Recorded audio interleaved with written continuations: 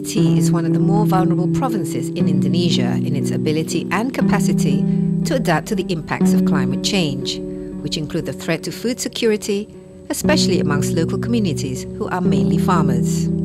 Because of this, WFP collaborates with the local government to provide the most vulnerable households with additional income through a Food for Asset program, where families are given access to plots of land to work on and grow trees and crops for their future income in exchange for rice.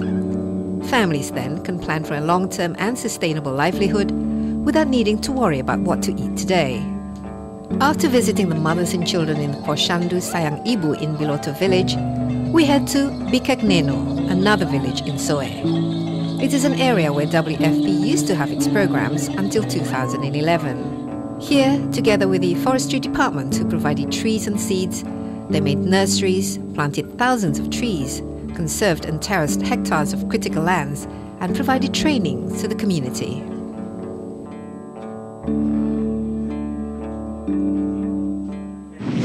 Here we are. Yes. What are we looking at exactly?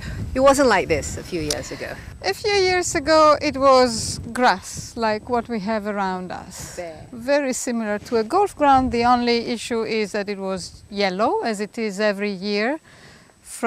Starting now, the rains are starting to reduce. We still have some clouds, but this will stop soon. Until end of the year, it will become very, very yellow and very, very dry. And this coincided with a big food problem for the people. So we put ourselves together with the authorities from the forestry department and the villagers, and they identified this land where really there was nothing, and it was even eroded land. And the forestry department gave their know-how on how to build terraces.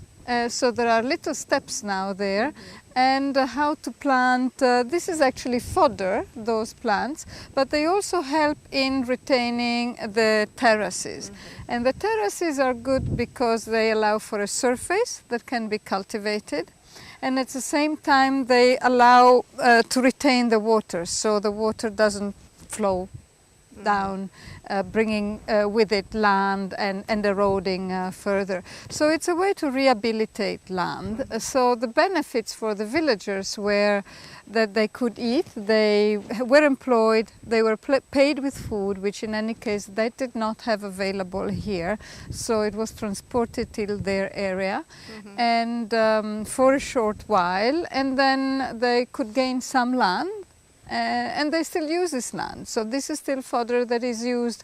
They have some cows, and this is what they still use for their cattle breeding. Okay, and the WFP program actually ended a couple of years ago. So this is basically a demonstration of success that speaks by itself.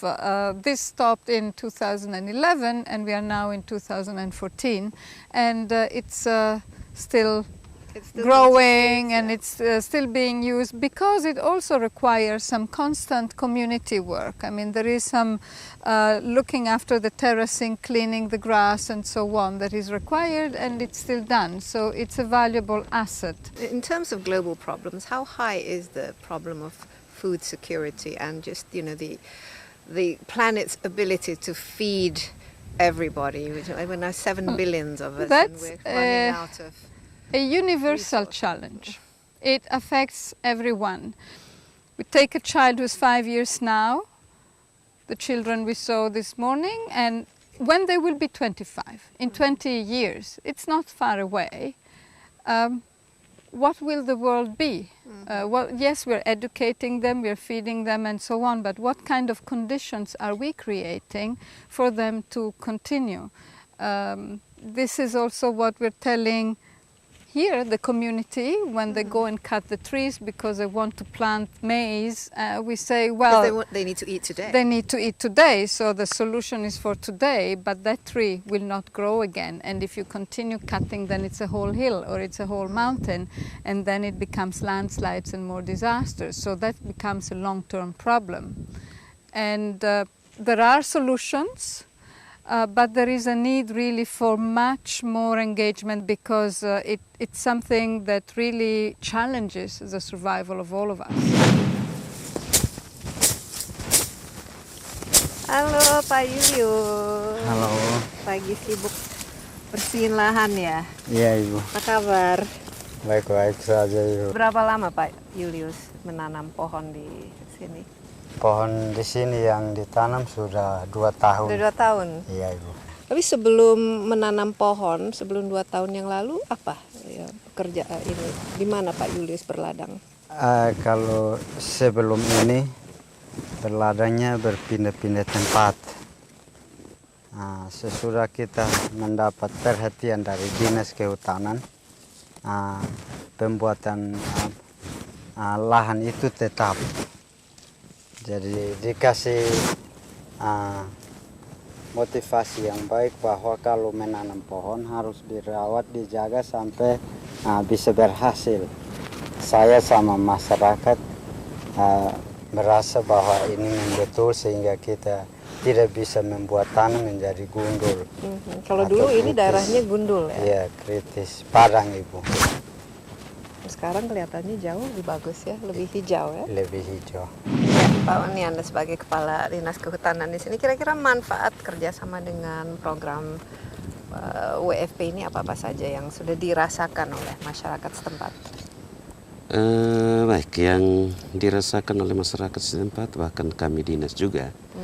Masyarakat setempat merasakan bahwa ini adalah satu pola yang sangat mendukung untuk merehabilitasi lahan kritis yang ada dan juga membantu atau melihat kondisi pangan pada saat itu yang sangat kritis juga terbantu dengan upaya yang ada dalam bentuk komoditi beras.